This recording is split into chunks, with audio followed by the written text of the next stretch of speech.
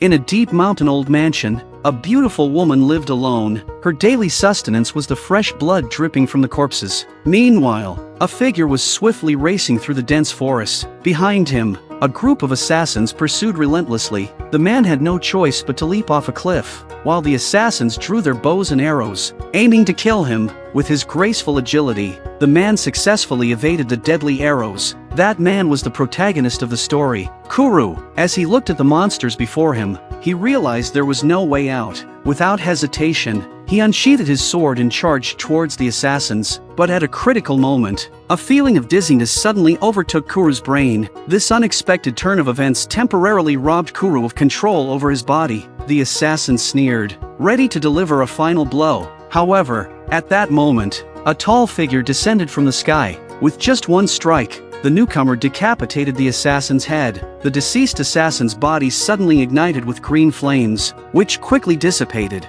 leaving behind armor with a triangular symbol. It turned out that Kuru's family had recently claimed dominance over the land, and his brother, in a bid for the throne, had issued an order to hunt him down. Now, Kuru could only flee with his loyal retainer, Benkei. Just then, a distant light caught their attention. Surprisingly, someone resided in this secluded mountain forest. They quickly arrived at the courtyard, but what awaited them was a stunningly beautiful woman. As Benkei requested shelter, Kuru was captivated by the woman's beauty. She was the most beautiful woman he had ever seen. However, at that moment, the intense dizziness that had just subsided came rushing back to Kuru's head. The woman immediately stepped forward to examine his condition and discovered Kuru was running a high fever. She agreed to their request for lodging. The woman warned them not to go to the room at the end of the corridor. If they did, they were to leave immediately. During their conversation, Kuru learned that the woman's name was Kuramitsu. The next day, Kuru's fever was still high. Benkei had to go down the mountain to find a town to buy medicine. He then left Kuru in Kuramitsu's care, but as Benkei was going down the mountain, he saw a statue of Buddha with no head. Then he saw a sea of blood-red flowers. In the days after Benkei's departure, Kuramitsu took great care of Kuru. As time passed, a bond began to form between them. Several days later, Kuru's health had improved, and their relationship had deepened. One night, as Kuru slept, he heard a noise and suspected that his pursuers had found them. The entire mansion exuded an eerie atmosphere. Unconsciously, Kuru found himself standing outside Kuramitsu's room at the end of the corridor. Peering through the crack in the door, he saw Kuramitsu licking the fresh blood from a dead body, her ecstatic expression resembling that of savoring a delicious meal. Kuramitsu noticed Kuru at the door, but she didn't blame him. She knew that one day Kuru would discover the truth. She revealed to him that she was a vampire, sustaining herself by drinking blood. She would not die, nor would she age. Suddenly, a tall figure appeared behind Kuramitsu, and with a single stroke, her right arm was severed. Kuru was also struck down by another assassin. These assassins all bore the triangular symbol on their bodies. Suddenly, a large number of rockets were fired, engulfing the entire mansion in flames. Severely wounded, Kuru collapsed to the ground, watching his beloved on the brink of death. Feeling consumed by despair, as one assassin prepared to end Kuramitsu's life, Kuru rose abruptly, picking up a weapon and charging towards the enemy.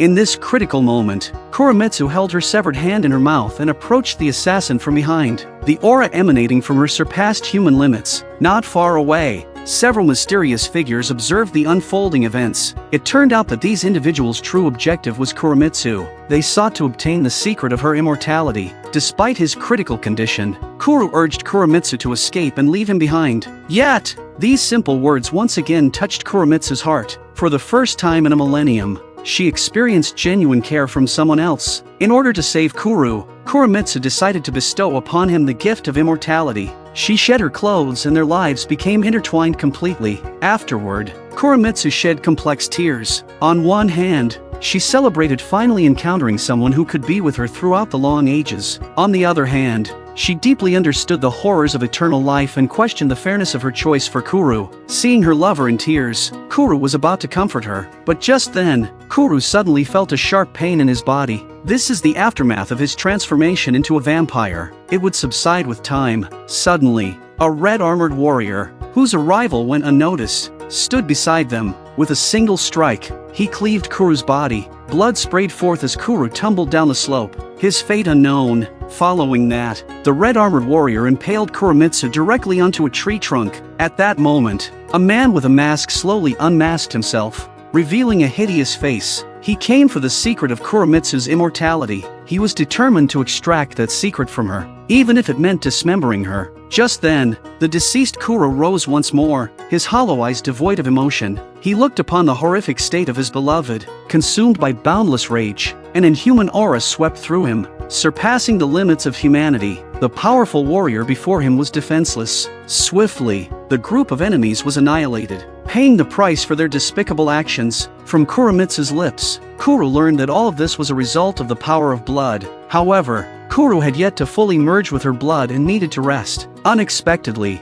the man who sought immortality did not perish. Instead, he discovered that by consuming Kuramitsu's blood, he could attain eternal life. He madly charged towards Kuramitsu. But in the next moment, his head was severed by another person. It was none other than Kuro's loyal retainer, Benkei, who arrived just in time. Benkei expressed his intention to lead them to a safe place. However, at that moment, Kuramitsu noticed the emblem on Benkei's hand, which was identical to the assassin's. Kuramitsu wanted to warn Kuro, but it was too late. With a swift stroke, Kuro's body was severed, leaving him lifeless. In his final moments, he couldn't comprehend why Benkei had killed him, and he grieved the separation from his beloved. Time passed, and a ray of sunlight pierced through the forest. Kuro opened his eyes once again. It all felt like a dream. Aimlessly, Kuro began to walk, with only one thought in his mind: to find Kuramitsu. However, the scene before him left him stunned in place. Kuro gazed at the city ruins, constructed of steel and concrete. Even beneath the desolation, the city remained bustling with human activity. Covered in blood, Kuro appeared as an outcast, wandering the city streets. He wanted to find someone to ask about this place, but people believed he was mentally disturbed. Kuro's peculiar behavior caught the attention of a man named Karuta. Karuta noticed the ornate sword at Kuro's waist and intended to approach him, but Kuro turned and walked away, lost in his thoughts. Kuro didn't even notice when someone bumped into him. When he realized what had happened, his sword was already gone. Meanwhile, in the black market, numerous thieves were selling their loot. A young boy presented Kuro's sword to a merchant. Just as the merchant was about to make an offer, Kuro suddenly appeared and snatched the sword back. Witnessing this, the leader of the black market gathered his subordinates, preparing to teach Kuro a lesson. However, Karuta suddenly appeared. Surprisingly, Karuta seems to be in a very high position, and the thugs showed him respect, so they gave the sword back to Kuro. Inside a bar, Kuro, who had been silent, became captivated by a mural on the wall. He learned from Karuta that the mural depicted the Great Calamity. It turned out that 24 years ago, a small asteroid collided with the Earth. Although humanity used nuclear bombs to shatter it, the residual effects of the fragments nearly destroyed human civilization.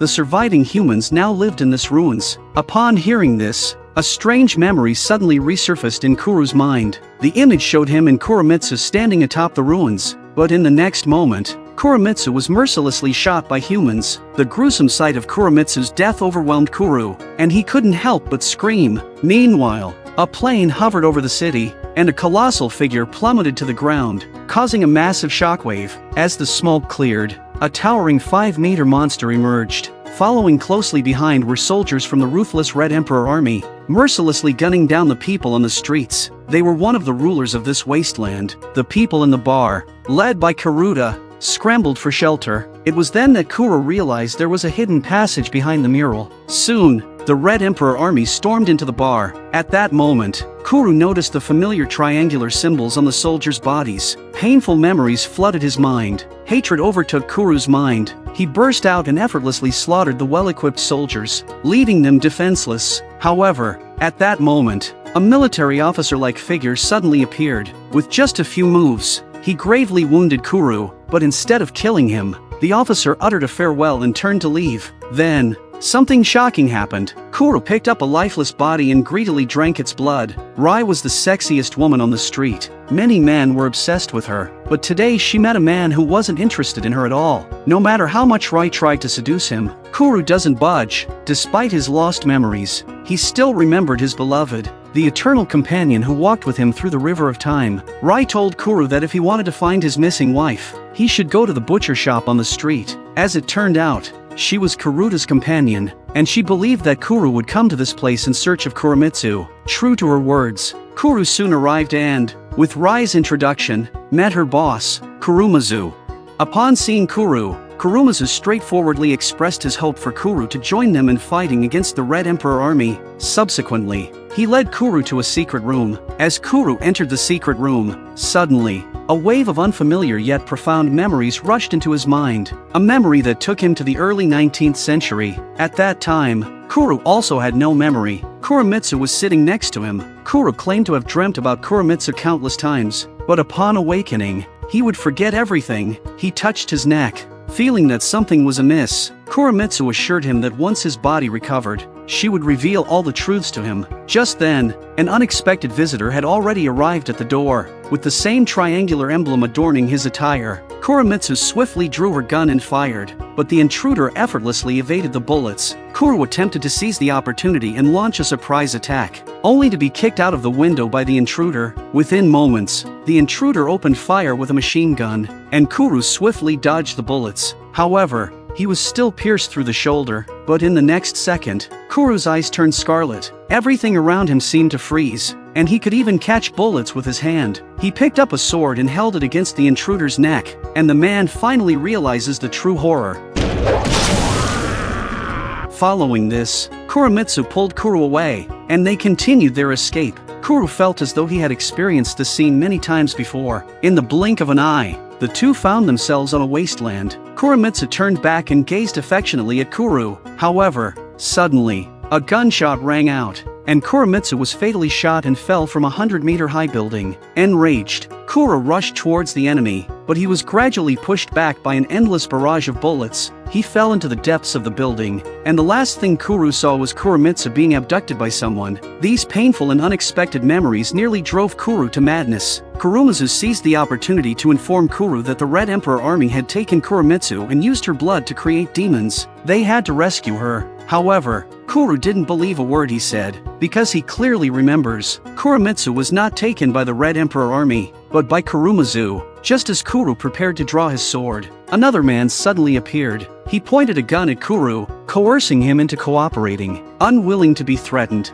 Kuru and the man engaged in a fierce fight. At a critical moment, Kuramitsu intervened and halted their confrontation. He stated that he could arrange for Kuru to see Kuramitsu, but only with the approval of their organization's leader. He promptly ordered Kuruta, who had been hiding nearby, to escort Kuru to meet their leader. The whole thing is getting more and more confusing. Kuruta led Kuru to the headquarters of the Haniwa organization. Kuru was taken into a grand hall. As the doors closed tightly, Kuru abruptly turned his head, and a familiar figure appeared once again before his eyes. Kuramitsu warned Kuru to be cautious. Before Kuru could approach and ask for clarification, Kuramitsu suddenly vanished. The floral scenery before him reverted back to the original grand hall. A woman descended the staircase, and it was none other than Sanawa, the leader of the Haniwa organization. Sanawa said that what Kuru had just seen was an illusion. She set it up to confirm Kuru's identity. Afterwards, Sanawa smiled and said she would bring Kuru to Kuramitsu-sama. However, at that moment, Sanawa received a report from her subordinates that the Red Emperor army had breached their stronghold. They sought to seize Kuramitsu's blood,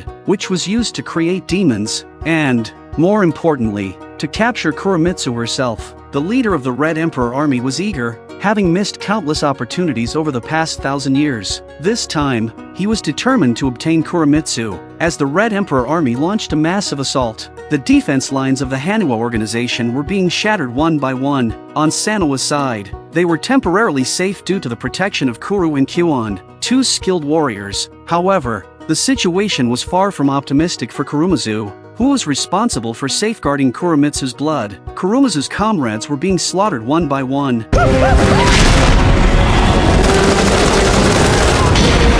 Yet he seemed unusually excited. Instead of repelling the Red Emperor army, he lured them into a secret room where Kuramitsu's blood was stored. His plan was to inject Kuramitsu's blood into himself, harnessing its power to annihilate the enemy. Like the members of the Red Emperor army, he was enticed by the power of Kuramitsu's blood. However, the likelihood of successfully gaining power through Kuramitsu's blood was extremely slim. This was precisely why the Red Emperor army had captured countless humans for experimentation. Kuramitsu had clearly overestimated himself. After injecting Kuramitsu's blood, He couldn't withstand its immense power and ultimately dissolved into a pool of blood. Rai, who had been lurking in the distance, prepared to inform Sanoa and her group, who were on their way, but she was discovered by Arashiyama, the general of the Red Emperor army. In that critical moment, Kuru and Kuon arrived in time. Immediately engaging in a fierce battle with the enemy, Arashiyama unleashed numerous steel tentacles, forcing Kuru to dodge while wielding his sword. He doesn't realize that his opponent's body is also as hard as steel.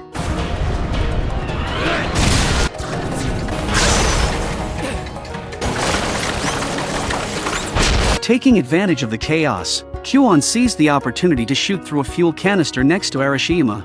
After a deafening explosion, Arashiyama's true form was revealed. It turned out he was a demon created by modifying his body with the power of Kuramitsu's blood. Subsequently, Arashiyama unleashed countless steel tentacles, attacking Kuru. Kuru could only barely defend himself. But then, at that very moment, Kuru's eyes turned scarlet. The familiar power surged through his body and into his mind in an instant. In a mere blink of an eye, he severed Arashiyama's head. The crisis was temporarily averted, but the Hanua organization was completely destroyed. Sanoa made a decision to lead the group to Kuramitsu's true hiding place. Soon, they arrived at a forested mountain. Kuramitsu was hiding in an underground tribe within the forest. As they ventured deeper into the woods, Kuru grew increasingly puzzled. He had an absolute certainty that he had been to this place before. Suddenly, a wave of unfamiliar memories surged into his mind. In those memories, Kuru found himself in the Warring States period. The forest was ablaze, and Kuru and Kuramitsu were surrounded by enemies. Kuru wielded his sword with all his might,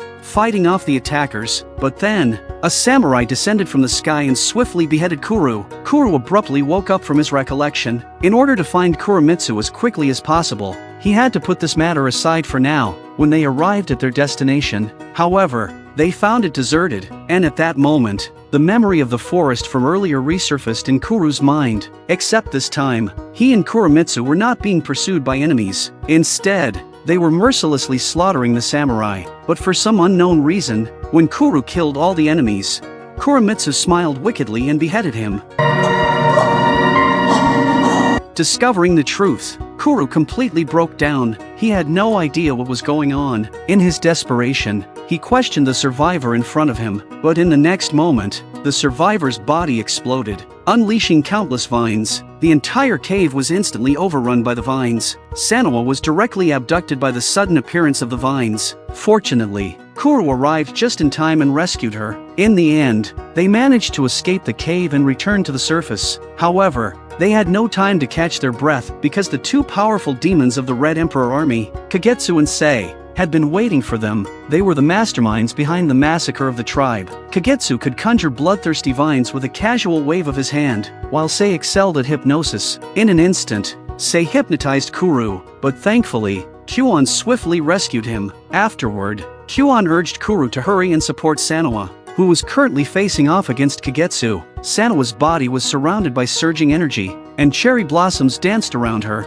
She was the witch of this forest. However, Kagetsu's vine had silently approached behind Sanoa. In the next moment, the vine surged up, pinning Sanoa to a tree. By the time Kuru arrived, Sanoa was barely hanging on. Witnessing this, Kuru doesn't hesitate to attack, but Kagetsu's abilities were greatly enhanced within the forest, forcing Kuru to constantly dodge. Kagetsu releases his senses, searching for the original Kuru's trace.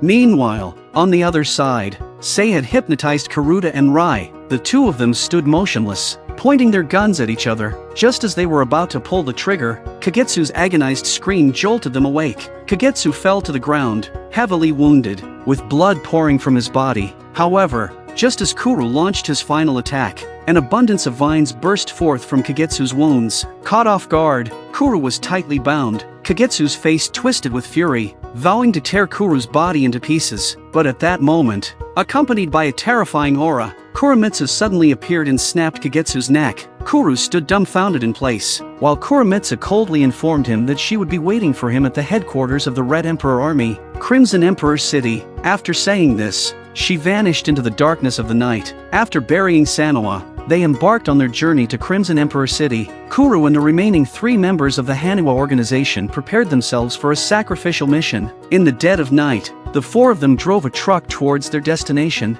However, it seemed that the Red Emperor army had anticipated their plans. They set up ambushes along the way. Kuru rode a motorcycle alone, while the other 3 split into 2 groups, constantly evading enemy artillery fire. Taking advantage of the terrain, Kuru leaped into the air and impaled the pilot's head with a sharp sword, causing the fighter jet to crash and explode in a blaze of fire. As Kuru prepared to leave, Sei emerged from the flames. He intended to kill Kuru and avenge Kagetsu. However, Kuru paid him no attention and swiftly drove away on his motorcycle.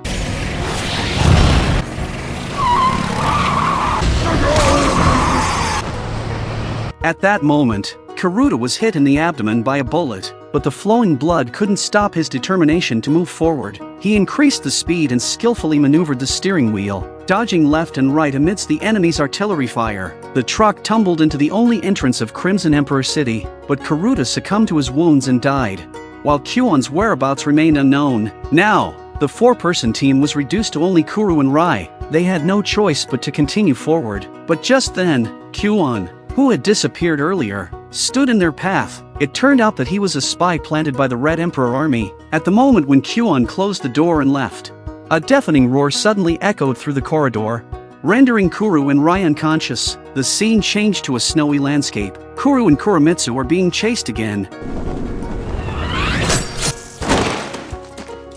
After Kuru was injured and fell to the ground, he regained consciousness. To his astonishment, he saw Kuramitsu dragging the headless body of an enemy. Kuru questioned Kuramitsu in disbelief, only to see tears welling up in her eye. Suddenly, Kuru opened his eyes wide. It turned out to be yet another dream. Now, he found himself tied to an experimental table. The screen in front of him was playing the exact scenes from his recent dream. Scientist Hasegawa from the Red Emperor army told Kuru that all of this was not a dream, but actual footage filmed by Hasegawa 20 years ago. Hasegawa explained that all of this stemmed from Kuru's unique physique. 20 years ago, a member of the Red Emperor army went missing in the snowy landscape. As per their protocol, they collect and archive the fingerprints of all members. Astonishingly, the fingerprints of the missing member matched Kuru's current fingerprints perfectly. Therefore, Hasegawa believed that Kuru's current body was that of the missing member. Further analysis of Kuru's DNA by Hasegawa revealed that Kuru had already lived for 1,000 years. What Hasegawa said next left Kuru in disbelief, because Kuru was a monster who changed bodies every 100 years, in order to achieve immortality.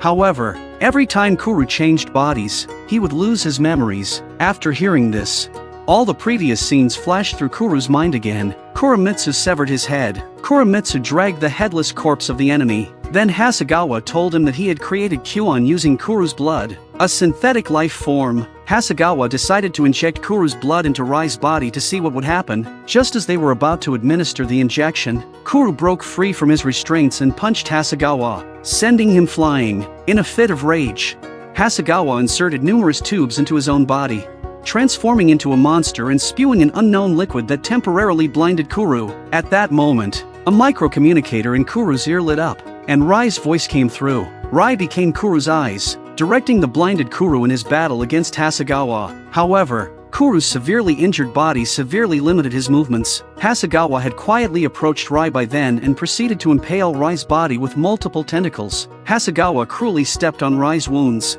causing her intense pain and screams, but it was precisely these screams that guided the blinded Kuru. Kuru plunged a steel pipe into Hasegawa's body and then threw him into a blender. However, Hasegawa's death did not mean it was all over. The truth still lay ahead.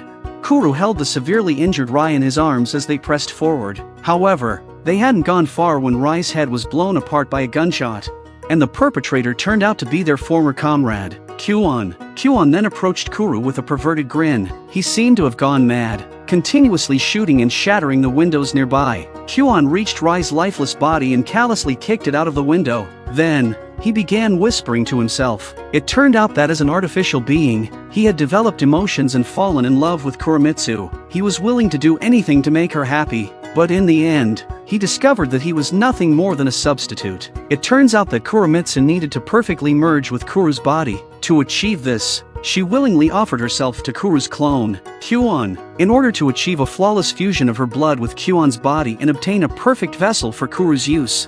But if Kuru were to disappear completely, would everything change? Endless resentment had driven him to madness.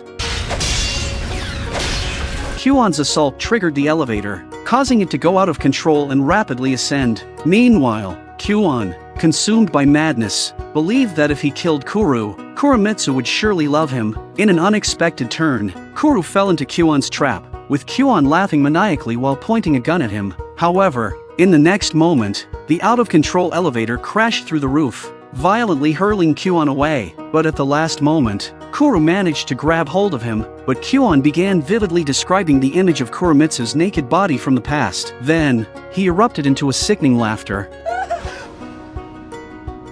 Kuru walked through the silent corridor, reaching the end of his journey, only to find that the enemy had been waiting there for a long time. The person standing in front of him was none other than the leader of the Red Emperor army, the Red Emperor, who had been entangled with him for thousands of years. As the two confronted each other, a guard launched a surprise attack from the second floor. However, Kuru effortlessly evaded it. In this moment, Kuru transformed into the embodiment of death, reaping the lives of everyone present. Within seconds, the corridor was stained with blood. Now, only Kuru and the Red Emperor remained in this place. Both sides assumed their stances. In the next moment, Kuru took the initiative. Seizing the opportunity, the Red Emperor struck Kuru down to the ground, but before he could catch his breath, the Red Emperor's attacks came once again, accompanied by splatters of blood. The whole world seemed to slow down. Kuru's eyes glowed crimson, as the mysterious power within him awakened once more. He drove his sword directly into the Red Emperor's forehead, shattering his demonic mask. Red Emperor disappeared into an illusion, but just then, a sudden mutation occurred. The hall shook violently, and copious amounts of blood gushed out, causing all the remaining members of the Red Emperor army to burst and perish. Amidst demonic whispers, the blood gradually converged, forming a river. Soon after, the entire city began to collapse at a rapid pace, with the river of blood gradually engulfing the city. Kuru hesitated for a moment, then pressed forward once again. However, as he pushed open the door, he froze in place. Behind the door was the familiar old house in the mountains, the place where everything began. Through the crack in the door, Kuru saw the defeated Red Emperor kneeling before Kuramitsu, and the true identity of the Red Emperor was none other than his former servant, Benkei, who had betrayed him. Upon seeing Benkei, Kuramitsu finally asked him the reason for his betrayal. It turned out that Benkei fell in love with Kuramitsu at first sight, and the union of Kuramitsu and Kuru drove Benkei nearly insane. When he severed Kuru's head, a drop of Kuramitsu and Kuru's unmerged immortal blood splashed into his mouth, turning him into an immortal being. But his immortality was not complete. Although he would not die, his body would gradually age. Afterward, Benkei took over the triangular organization that had hunted them down 1,000 years ago, forming the Red Emperor army, and everything he did was to obtain Kuramitsu. Just then, Kuru entered through the door. However, as Kuru gazed upon Benkei before him, he no longer harbored any hatred, but everything had to be settled. Both stood facing each other in the corridor, surrounded by an atmosphere of murderous intent. After a millennium had passed, Benkei had become exceptionally powerful, and images of him slaying Kuru continuously replayed in his mind, causing a confident smile to curl on his lips. But the next moment, he fell into a pool of blood. Although Kuru killed Benkei, he still couldn't find peace. At that moment, Kuru's body suddenly grew heavy, and his blood surged uncontrollably. Kuramitsu reassured him, explaining that his current body was imperfect. She had prepared a perfect vessel for him. With those words, Kuru's head was severed by Kuramitsu 1,000 years ago, after Kuru fused his blood with Kuramitsu's. While Kuru was in the process of merging with Kuramitsu's blood, he had his head severed by Benkei. However, this resulted in Kuru only obtaining half of the power of immortality. Kuru's head possessed the power of immortality, but his body aged and needed to be replaced every 100 years. Whenever Kuru felt his body grow heavy, it was a sign that he needed to change bodies, and Kuramitsu would attack to sever Kuru's head and provide him with a new body. This cycle had continued for over 1,000 years. After changing bodies, Kuru would lose his memories. All the dreams and illusions Kuru experienced were fragments of his lost memories. Now he finally understood the agony of immortality. He wished to simply die, to end it all, but he had already entered an eternal contract with Kuramitsu, becoming the sole light in her eternal darkness. To Kuramitsu, who had obtained him as a precious treasure, she couldn't let it all end like this. With a new body, Kuru opened his eyes once more. He found himself standing at the edge of a cliff. Everything feeling both familiar and strange, but as memories resurfaced, Kuru suddenly opened his eyes wide. Everything had returned to the original forest. Looking at his servant Benkei by his side, Kuru could only think that he had just experienced a long nightmare. Little did he know, surrounding the forest were towering skyscrapers, all under the control of an invisible hand. Perhaps this would be the final time